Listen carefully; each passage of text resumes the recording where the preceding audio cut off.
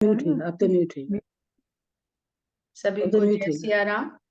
हम लोग जय श्री राम। रामचरितमानस सब लोग और प्लीज म्यूट करिए, स्टार्ट हो गया है।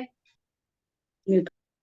उत्तरकांड में चल रहे हैं और हाँ? बहुत ही गंभीर, गहन, गूढ़ विषय चल रहा है। इसलिए जब कागभूषुंडी जी ने वहां पे कहा ना, सावधान होई सुन विहंग बर, तो वो खाली गरुण जी से नहीं कह रहे हैं, वो हर श्रोता से कह रहे हैं कि सावधान होई सुन विहंग बर। तो न सिर्फ आपको बैठना है, सुनना है, बल्कि बहुत सावधान रहना है कि कौन सी बात जो है आप से छूट जाए सुनने में या समझने में। क्योंकि स्वयं उन्होंने कहा है 116 दोहा 116 के बाद कि सुनहु तात यह अकथ कहानी, समुझत बनई न जाई बखानी। तो आप इसको समझ सकते हैं, आपको कोई समझा नहीं सकता है, क्योंकि बखान करने से परे है। तो जब बखान करने से परे है तो निश्चय जानिए हम सिर्फ बोल रहे हैं, समझ आप ही रहे हैं, हम समझा नहीं रहे हैं। हम दरअसल अपने को समझा रहे होते हैं। बिल्कुल सच जानिए ये, जिस समय हम उस चौपाई को बोल रहे होते हैं तो हम अपने को समझा रहे होते हैं कि अच्छा इसका अर्थ ये है, ये तात्पर्य आज मुझे उसी समय समझ में आता है। तो आपके साथ भी यही होगा, पर आपको सावधान होई सुन विहंग बर की अवस्था में रहना पड़ेगा। तो हम लोग इसी दोहे के साथ आगे बढ़ते हैं कि यह रहस्य रघुनाथ कर बेगी न जाने कोई। काकभूषुंडी जी कह रहे हैं, जो जानई रघुपति कृपा, सपने हूं मोह न सोई।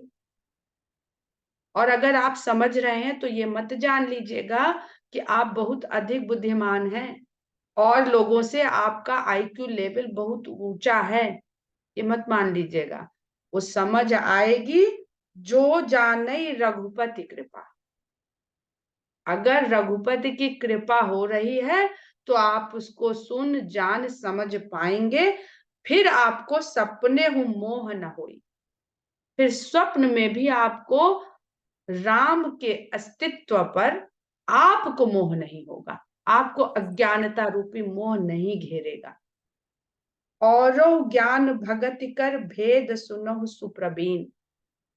हे अत्यंत प्रवीण, सुंदर प्रवीण खगेश जी, ज्ञान और भक्ति का एक और भी भेद है, वो सुनिए। जो सुनि होई राम पद, प्रीति सदा अविछी।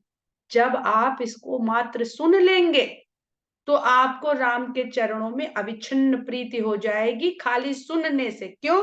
सुनहु तात यह अकथ कहानी, समुझत बनई न जाई बखानी। क्योंकि सुन ही सकते हैं आप, अकथनीय है।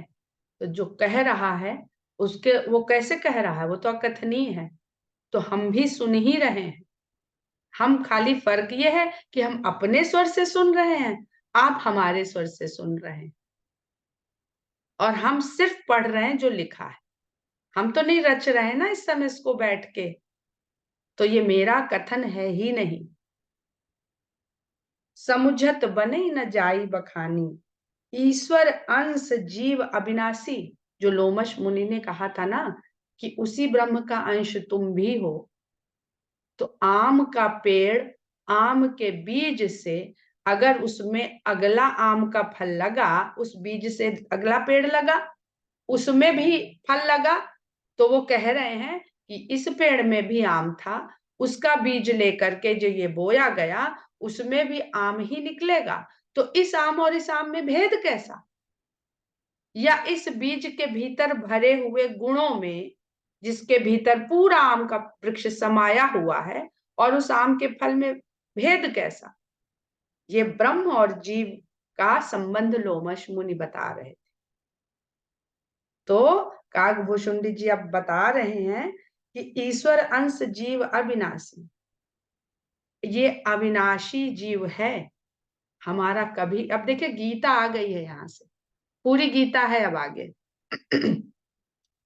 उसी अविनाशी ईश्वर का अंश जीव है, तो वो भी अविनाशी ही तो हुआ। जो उन्होंने कहा आत्मा कभी नहीं मरती, कृष्ण भगवान ने सीधे सीधे कह दिया है।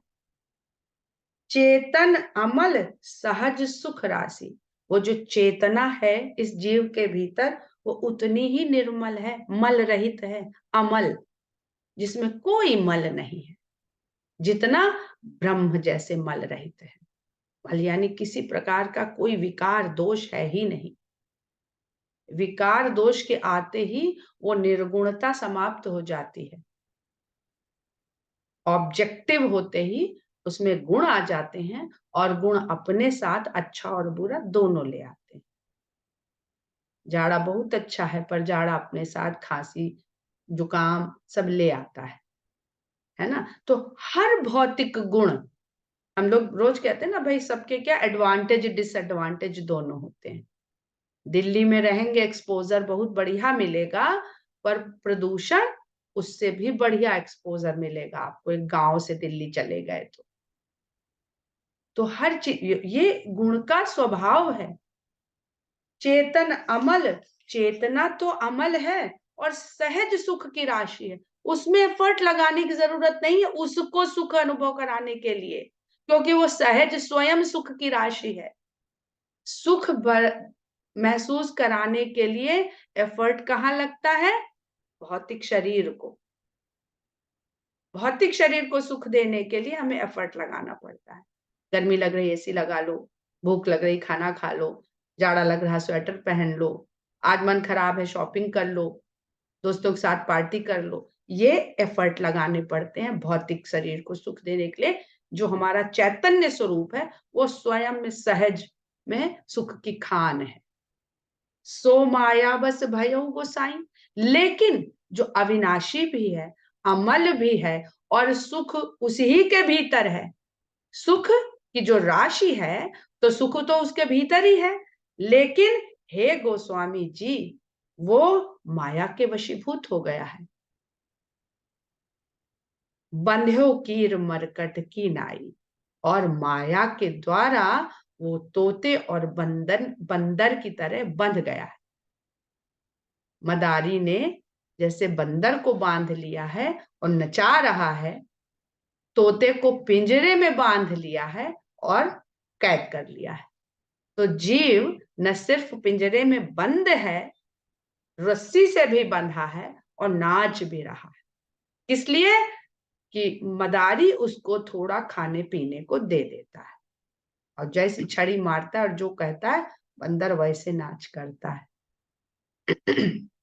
न नाचे बंदर तो मदारी कभी उसको पीटेगा नहीं कि वो मर जाएगा, क्योंकि मदारी का अस्तित्व उस बंदर के नाचने से। जब बंदर नाचने से मना कर देता है तो मदारी पुचकारता है, प्यार मारता नहीं है, उसको तरह तरह के लालच देता है। बंदरिया कहता है ना, जाओ बंदरिया के पास, खाना बना खिलाएगी बढ़िया बढ़िया, ऐसे खेल करता था ना मदारी। बंदरिया से कहता जाओ बंदर के पास, तुम्हें लिवाने आया। तो वो प्यार से पुचकारता, माया हमें प्यार से पुचकारती है, दंड नहीं देती है। दंड तो फिर हम फंस के अपने कर्म के द्वारा अपने दंड का इंतजाम हम खुद करते हैं। तो बंध्यो कीर मरकट की नाई, जड़ चेतन ही ग्रंथि पर गई, जदपि मृषा छूटत कठिनाई। तो इस प्रकार जो चेतना ब्रह्म से आई थी, जो अभी हमने उसकी विशेषताएं बताई, वो जड़ में, जब कौन से जड़? 5 तत्व, क्षिति जल पावक गगन समीरा, ये जड़ तत्व हैं। इन जड़ तत्व के जब संपर्क में आई जीव को उत्पन्न करने के लिए, तो जड़ और चेतन में एक गांठ पड़ गई। कैसे कैसे चीज को मिलाते हैं, जोड़ते हैं? जदपि मृषा, यद्यपि वो गांठ है झूठी, है नहीं, छूटत कठिन नहीं, है नहीं तो भी छूटाना उसको बड़ा कठिन है। जो हमने कहा था प्राण निकलते ही वो जड़ तत्व जड़ रह जाता है, तो वो प्राण कौन सी गांठ के द्वारा कौन से कनेक्शन के द्वारा वहां पर बंधा हुआ है, पड़ा हुआ है, और निकल गया तो फिर उसको लाना असंभव है। रावण तक ने तपस्या करके और अमृत रख करके नाभि में देख लिया, पर प्राण सदा सदा के लिए रहता नहीं है। क्यों? क्योंकि ब्रह्मा जी से जब उसने अमृत तो मांगा था तो ब्रह्मा जी ने कह दिया था, जो शरीर तुमने जन्म से प्राप्त किया है उसको हम अमृत तो कैसे दे दें, बिना जन्म के शरीर ले आओ तो अमर है। जो पाया ही तुमने आरंभ से है, आदि है तुम्हारा, तो वो एक दिन तो खत्म होएगा। तो ये जो ग्रंथि है, यद्यपि मृषा छूटत कठिनई, क्यों? तब ते जीव भयो संसारी, जब ये चेतना जड़ में आई और जीव बना, लेकिन वो माया के वशीभूत जब से हो गया तब से वो संसारी हो गया। सनत कुमार की कथा इसीलिए है कि वो कभी संसारी हुए ही नहीं, संसारी हो गया। और छूट न ग्रंथ न होई सुखारी, संसार में आते ही न तो वो ग्रंथि छूटी और न सुख मिला। श्रुति पुराण बहु कहे उपाई, वेदों पुराणों ने हालांकि इस दुख से छूटने के अनेक उपाय बताए हैं, जप तप योग वैराग्य विरक्ति, छूट न अधिक अधिक अरुझाई। पढ़ने के बाद, जानने के बाद, सुनने के बाद, समझने के बाद भी ये ग्रंथि छूटती नहीं है और अधिक उलझती जाती है। अब आप चरखी के धागे या अपने ऊन के गोले की कल्पना कर लीजिए। आप स्वेटर बुन रही हैं और एक दो रंग का बनाया, ठीक था, फिर आपको अच्छा लगा, आपने तीसरा रंग, फिर चौथा रंग, हर जन्म में आप एक और रंग का गोला मिलाते जा रहे हैं और इधर बुन रहे हैं, डिजाइन इधर सुंदर बन रहा है, पर पीछे ऊन के गोले में ऊन के धागे किस तरह उलझ रहे हैं।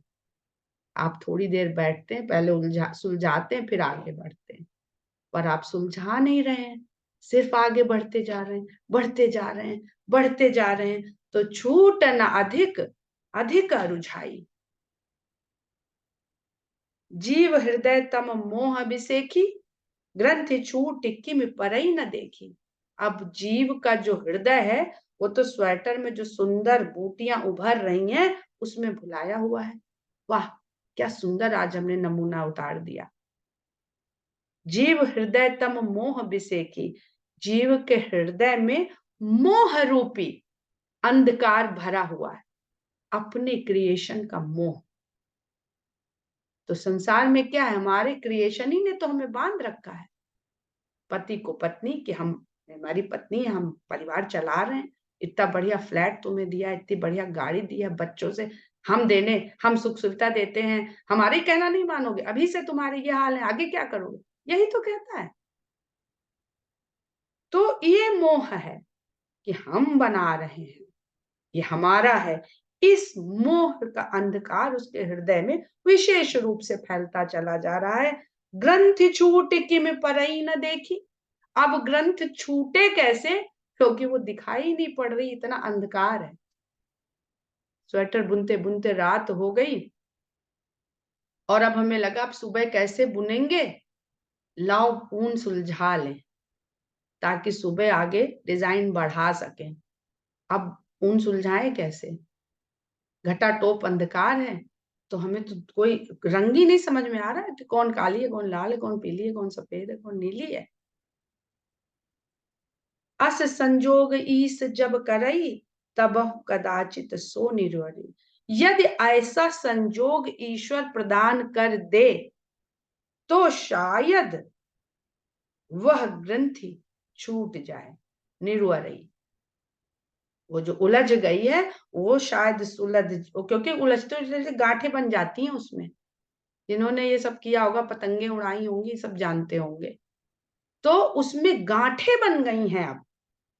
तो ईश्वर अगर ऐसा संयोग, कौन सा संयोग, वो आगे आएगा, पर मोटा मोटा समझ लीजिए ऐसा संयोग जो अर्जुन के जीवन में आ गया था कि कृष्ण आ गए थे उनको ये समझाने।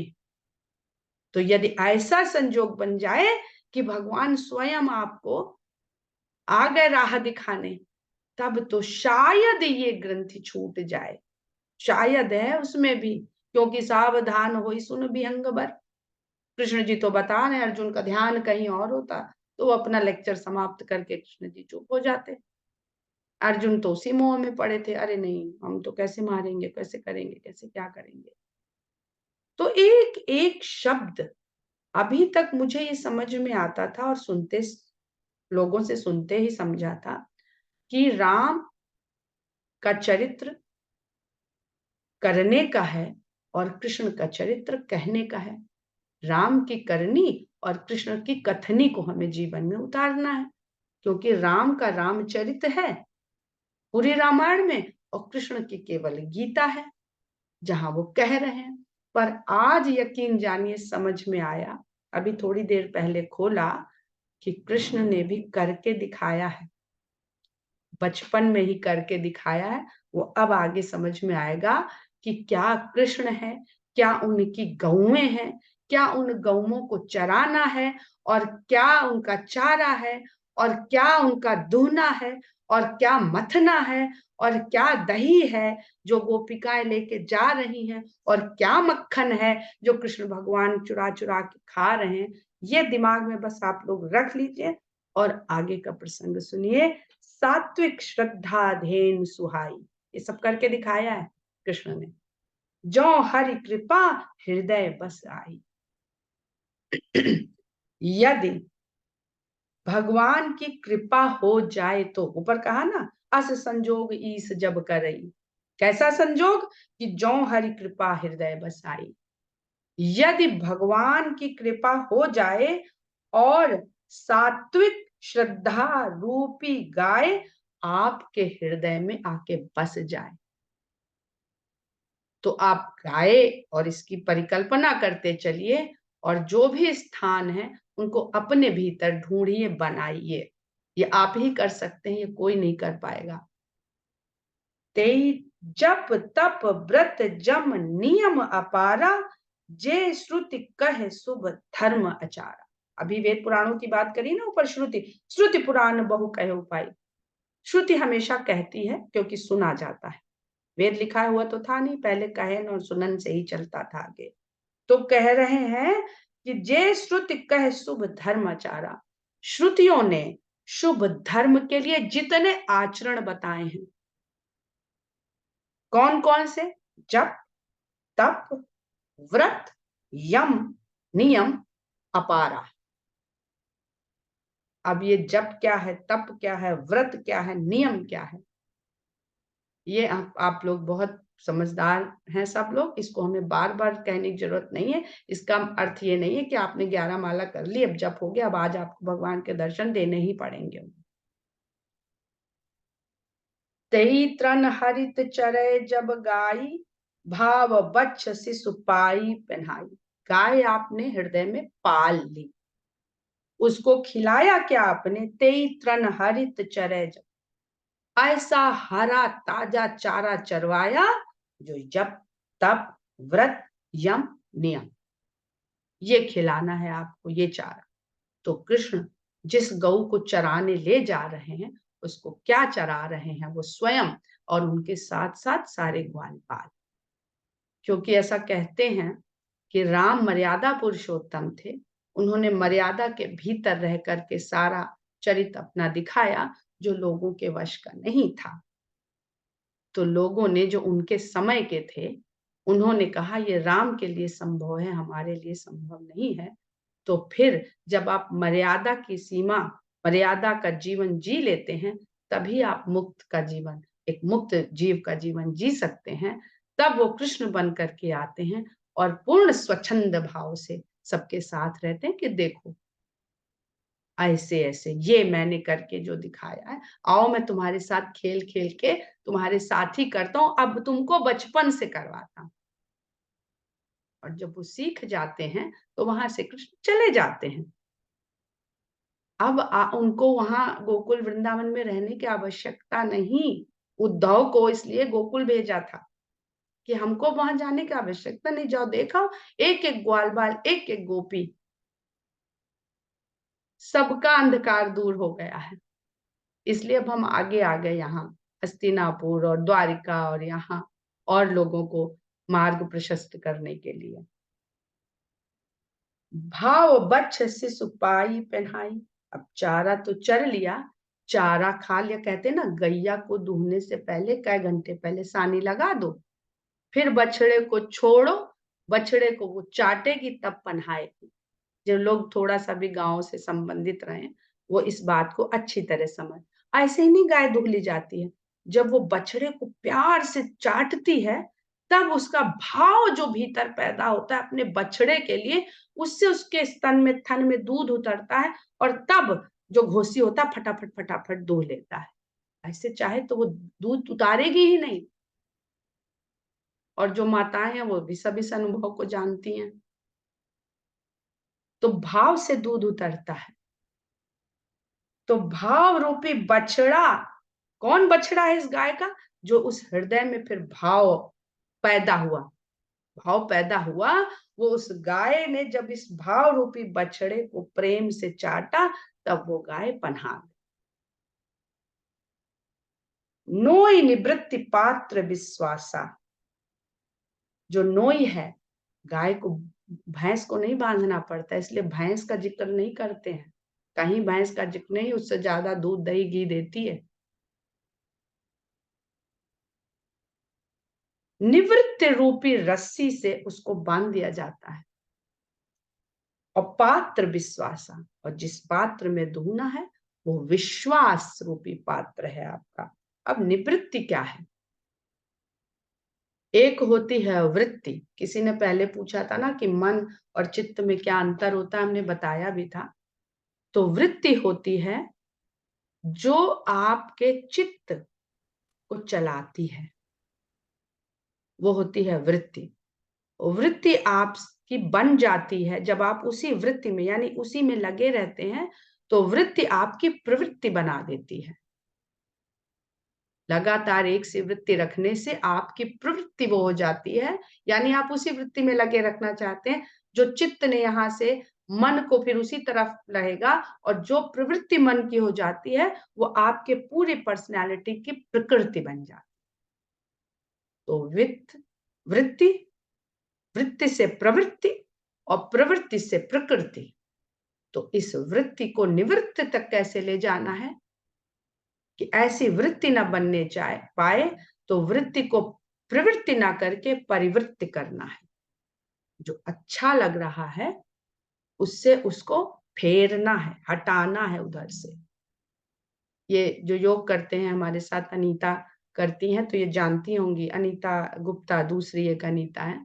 सर हमेशा बोलते हैं ये परिवृत्ति है, उसमें वो शरीर को उल्टा घुमवाते हैं।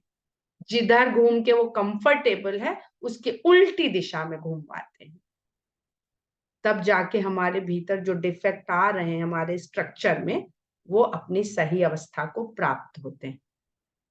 तो हमने अपनी वृत्ति से झुक के बैठना, ये करना वो करना, अपनी इस वृत्ति से अपनी प्रवृत्ति बना ली, तो हमारी शरीर की प्रकृति क्या हो गई? बीमारी वाली, पेन वाली, दर्द वाली। कोई बीमारी नहीं है, प्रकृति ही है कि भाई कमर दर्द हो जाएगी, शाम तक गर्दन दर्द हो जाएगी। तो इसलिए निवृत्ति की तरफ हमें जाना है। जो चीजें अच्छी लग रही हैं उनसे मुंह फेरना है। व्रत उपवास सिर्फ इसीलिए रखवाया जाता है, इसी निवृत्ति को सिखाने के लिए कि जो अच्छा लग रहा है उसको मत खाओ आज।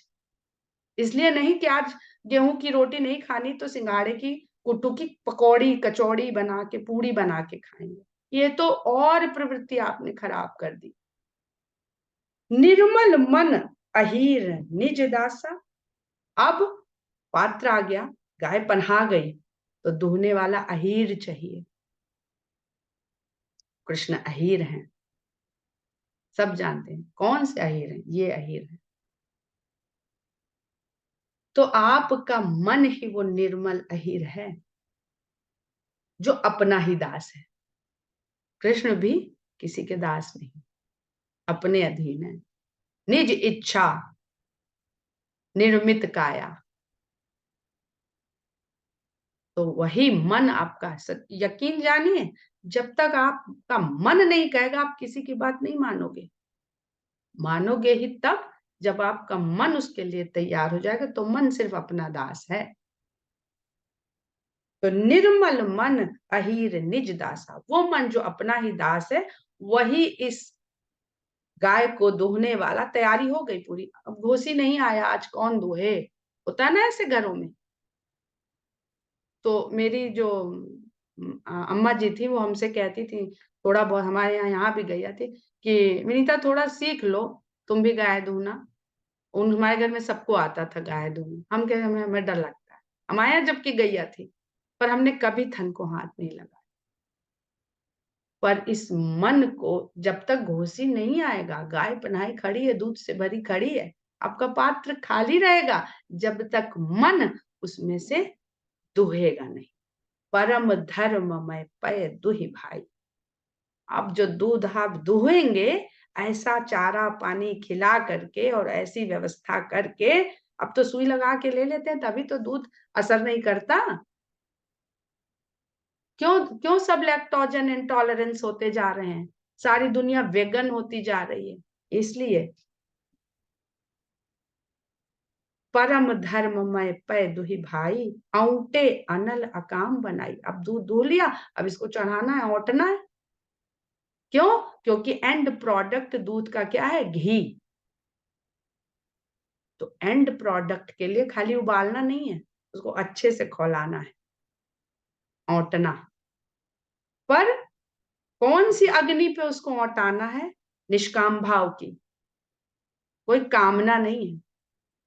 औटे अनल अकाम बनाई, अकाम अग्नि को बनाइए और उसमें इस दूध को औटने के लिए चढ़ा, पात्र में, आपने जिस पात्र में, विश्वास रूपी पात्र में है, चढ़ा दीजिए। तोष मरुत तब क्षमा जुड़ावे, अब दूध खोल गया। अब दही जमा देंगे अगर इतने गर्म में तो फट जाएगा, तो उसको थोड़ा ठंडा करना पड़ता है। संतोष और क्षमा रूपी हवा से उसको ठंडा करिए। क्यों? क्योंकि संतोष नहीं आया, खा ले जल्दी से गरम गरम, जल जाएंगे।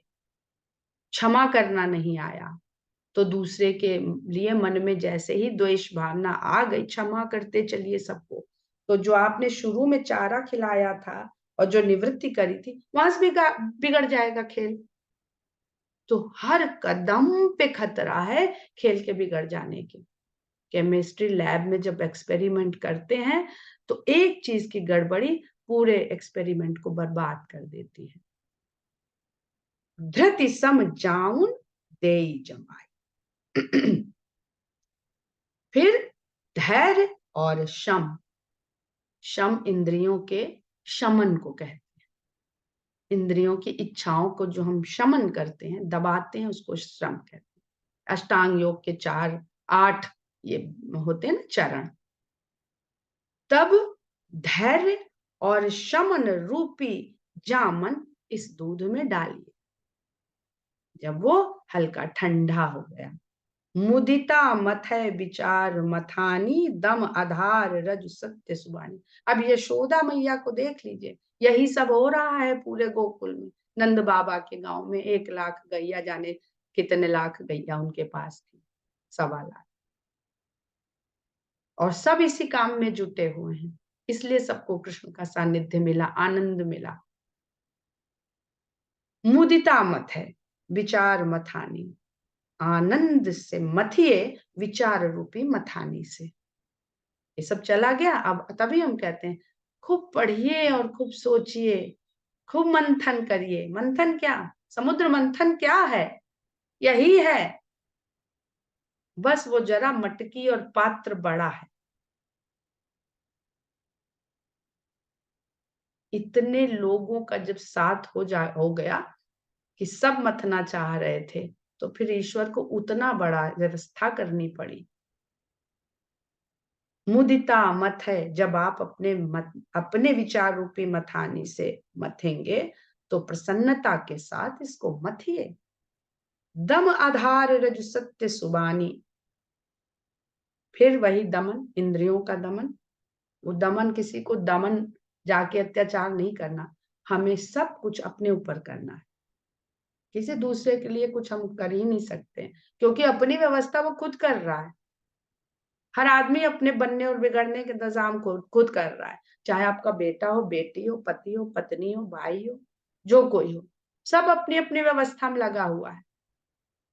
ये हमारा मोह है, मोह रूपी अज्ञान है, जो हमें इस भाव में ढकेल देता है कि हम कर रहे हैं। अगर ऐसा होता तो जिनके माँ बाप मर जाते वो जीवन में कुछ कर ही नहीं सकते थे। दम आधार रज सत्य सुबानी, दम रूपी आधार दीजिए उसको, खंभे में उस पात्र को बांधिए और सत्य और सुंदर वाणी की रस्सी से उसको बांध लीजिए। अब तो मिक्सी में हो गया, पहले तो ऐसे रस्सी से बांधते थे। मथानी आ गई आपके पास, तो मथानी चलेगी कैसे? मथानी को बांधना पड़ेगा। तो विचार रूपी, अब जो विचार है, तो विचार तो यहाँ बन गया, पर वो सत्य होना चाहिए। और विचार जब वो बाहर निकले तो सुंदर वाणी के रूप में ही बाहर निकलेगा। आपके भीतर बहुत अच्छे अच्छे विचार, पर वाणी से बाहर नहीं आएगा, तब तक क्या विचार है कोई नहीं जानता। तब मथ काढ़ी ले नवनीता, तब आप जब मथेंगे तो ऊपर नवनीत आ जाएगा। विमल विराग सुभग सुपनीता, कैसा नवनीत आ जाएगा, कैसा मक्खन आ जाएगा? जो निर्मल है, वैराग्य है, सुंदर है और पवित्र है। जोग अगिन कर प्रकट तब कर्म शुभा शुभ लाई, बुद्धि सिरावे ज्ञान घृत ममता मल जर जाई। अब इस दोहे की आज व्याख्या पूरी नहीं हो पाएगी, इसलिए यहाँ पर हमें विराम देना पड़ेगा। और इस दोहे की, अब मक्खन बन गया तो घी उसमें से निकालना है ना। भगवान तो मक्खन खाने को भी लालायित हैं, क्योंकि वो भी विमल है, वैराग्य है, सुभग है, सुपुनीत है। तो जो योगियों के लिए है, उनका मक्खन भी खा लेते हैं।